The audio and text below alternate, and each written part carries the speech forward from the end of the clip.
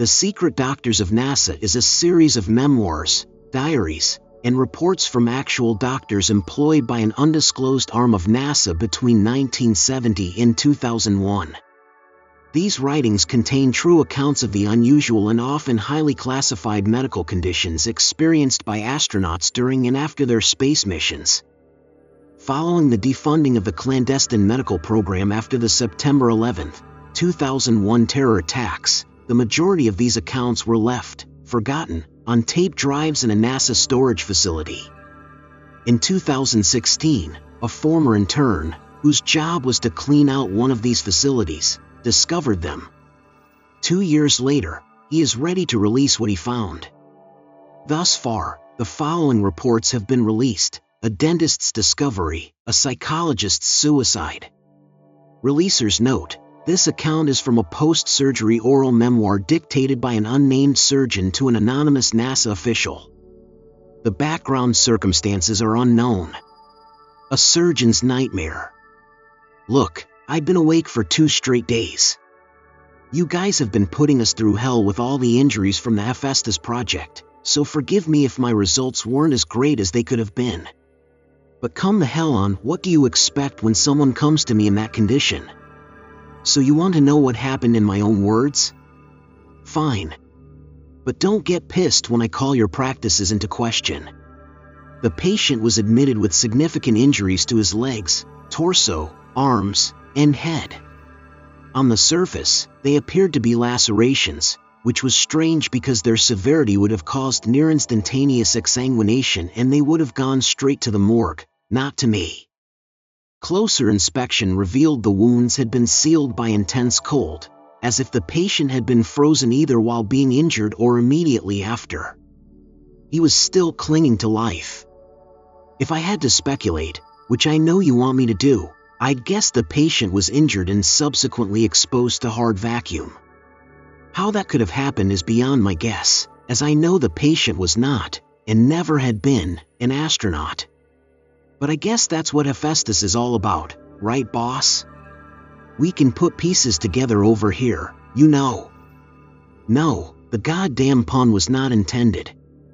Anyway, as soon as I realized the cold was the only thing keeping the patient from bleeding out, it was a race against the clock to get him closed up. Do I really have to tell this next part? You have the fucking videotape. Fine. Fine. Doctors. And, as well as the assistants, packed the wounds. We used the portable scanners to check for internal injuries, and, of course, there were more than we could count. You guys knew that too, obviously. There was no saving this guy. Thanks for making us try, though. Seriously. It's not like any of us will be seeing this in our nightmares for the rest of our lives. No, I won't calm down. This is bullshit. Yeah, I know about my wife. Just let me vent. Christ. Jesus Christ. So the patient flatlined and I called it. But then your boss said to keep working. Keep packing. Keep suturing. It felt like we were taxidermying the poor guy. You people are really sick, do you know that? Doctor was the first one to detect movement, presumably once the tissue had warmed up enough for the what word should I use, boss? Gestate? Hatch? Okay, become. Whatever you want. I'll admit, as a surgeon, it was fascinating to see the filaments stretching across the wounds to close them up. Whatever you folks are planning to do with them might save a lot of lives in the future. Probably after I'm long gone, though. What I don't understand, though, is why you brought the patient to us when you knew this was going to happen. Did you need a sterile environment? Did you need witnesses with medical training? There's no shortages of medical degrees around here. Hell, the patient was a doctor of biophysics. Here's what I'd love to know from you. What did the medical assistants do to deserve what happened to them? They were kids, for Christ's sake. Were they even 25? Yeah, I know what they signed when they started. Jesus. Okay, once the filaments had closed all but one of the wounds, they also sealed the orifices of the patient. The patient's skin appeared to take on the characteristics of the filaments as well, reinforcing it, perhaps? Because what happened next would need more tensile strength than baseline flesh, I guess. After the skin was reinforced, the filaments began to tighten. This had the effect of opening the remaining wound on the torso. Can I at least clean the blood off me before I finish this? No? Great. Thanks. You guys are really something else. So everything tightened and the remaining wound gaped open until the patient, what inverted? Is there even a medical term for someone turning inside out? That sound, man. That wet, cracking sound. We would have been out of there like a shot if your boss hadn't locked the door to the operating theater. We just had to watch the patient, or whatever he was now, slapping and writing against the table.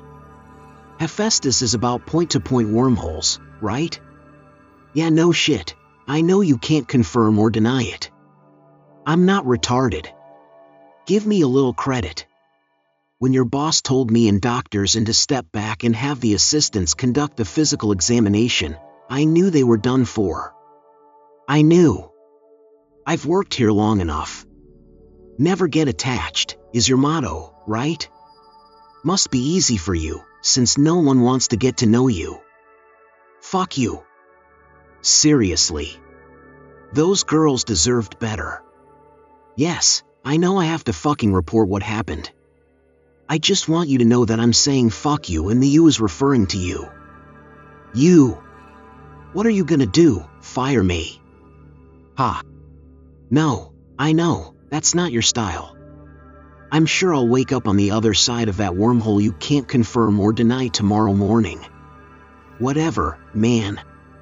The inverted patient stopped moving when the assistants began the physical examination. They took its temperature, they drew blood, and they sampled whatever that yellow mucus was. It seemed to be going fine until they were asked to do a biopsy of one of the mucus ducts. And yes, I'm going to use her damn name because she's a person, no matter how much you viewed her in as commodities, made the first incision and was instantly enveloped by a membrane extruded by the duct she tried to cut. It was semi-transparent, we could all see inside. Another membrane wrapped around, and before our eyes, they were compressed. If any sound can overtake the patient's inversion in the race for the most disturbing noise I've ever heard, that sound will do it. Once and were compressed into shapes roughly the size of a beach ball, a small hole opened in each membrane to let out the blood and other bodily fluids. It shot across the room, all over me and the other doctors. Which you can plainly see from the state of my clothing you said I couldn't change until we were done with this B***ical shit. After the liquid was released, the compression resumed until they were small enough to get sucked into the patient's body. And they were. Then you let me and the other doctors out. Yes, that was it. You know that was it. You were watching the whole fucking time next to your boss. Jesus. Good. Fine. Yeah, fuck you, too.